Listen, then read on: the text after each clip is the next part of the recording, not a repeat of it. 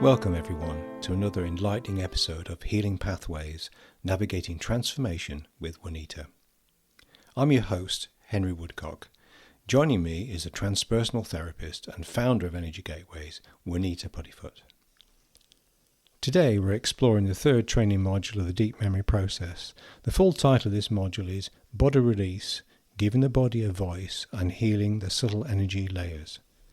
Joining us is our expert and qualified DMP practitioner and trainer, Juanita, who will shed light on the key components covered in this module. Welcome, Juanita. Can you give us an overview of what this module entails? Sure, Henry. So Module 3 focuses on working with the physical body and understanding how the energy of the past life and ancestor stories are held within the body and energy layers. How to identify and work with the numerous ways to release these chronic physical patterns that can be held from past traumas or at the moment of death. It's about enabling various parts of the body to have a voice, to express and release stuck emotions, stuck thoughts and phrases, and the physical impulses. How do participants learn to enable the body to express these hidden stories? We teach techniques to what we basically call unfreeze the life force energy that's stuck within the client and stuck within the past life or ancestor stories. This involves understanding what exactly happens physiologically within a person's body. The fight or flight responses dealing with a threatening situation, such as adrenaline, which is pumped around the body, and certain other changes that happen in the body from normal everyday life. The heart rate goes up, so blood is pumped around the body more quickly. Blood vessels dilate and expand while under stress, allowing blood to flow towards muscles. This keeps the muscles alert, ready for movement, for running, for change, for fighting. Breathing increases, sweat production increases, and this cools the body down. Metabolism slows down. Muscles become tense, ready for action. Pupils enlarge. This helps enhance vision. And the liver releases glucose, providing energy to the body to act.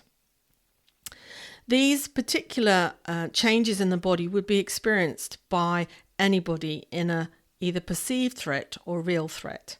And this includes the past life characters and ancestors. So these would need to be identified and worked through in a DMP session. How does the flight or fight response specifically affect a person's memory and physical sensations? Well, as I mentioned, a person who feels threatened or perceives a threat, the bodies will go into an automatic flight or fight response, and this will be triggered. It is a normal response as the body is trying to survive whatever the threat is. The experience of the threat may be so intense that the person may in some ways shut down, has thoughts of not wanting to be there, or that the threat can't be real, it can't be actually happening.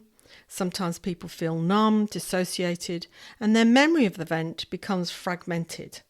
The thoughts, emotions, and physical sensations of fear can be part of the panic, the terror, and hysteria. These are all crucial aspects to address and transform during the therapy. There may be a stuck desire, an impulse held in the body to kick out, to push, and run to get away. The hands may feel the need to hit out, to take off the restraints.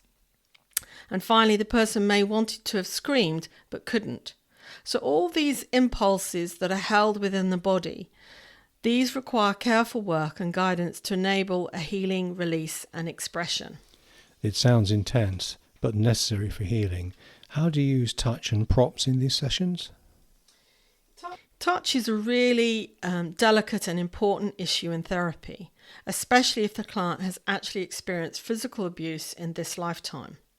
So it's a subject area that we need to teach so that students are able to discuss the DMP method and establish an agreement with their clients concerning which type of touch is appropriate. In DMP, we use touch and props, such as cushions or scarves, soft scarves. And these are to help stimulate deeper memories.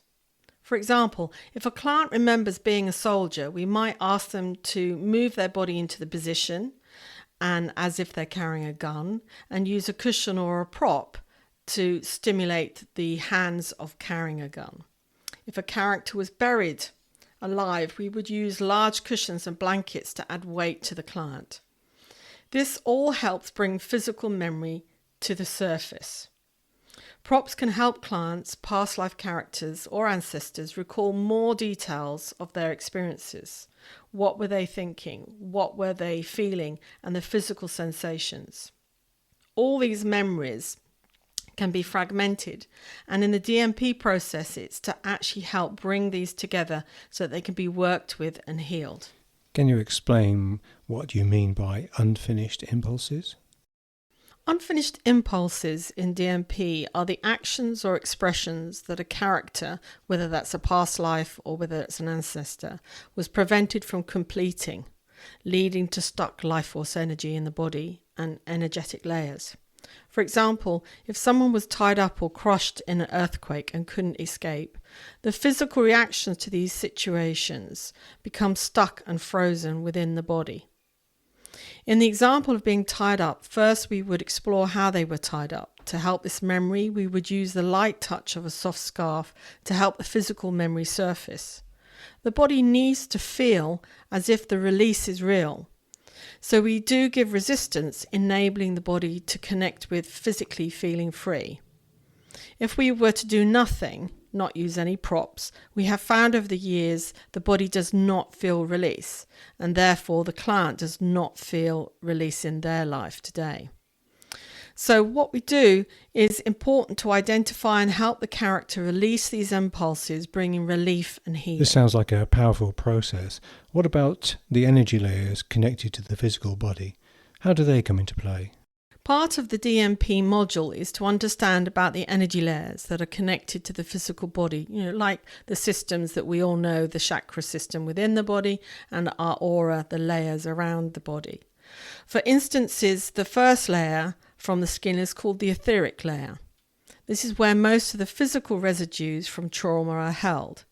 The negative thought patterns and suppressed emotions are held in the mental emotional layers, and by identifying what is stuck and frozen, we can then help the characters to release them, express them, and facilitating a profound healing for the client. It's clear that DMP is thorough in addressing both physical and energetic aspects of trauma. Any final thoughts on what participants can expect to learn in Module 3?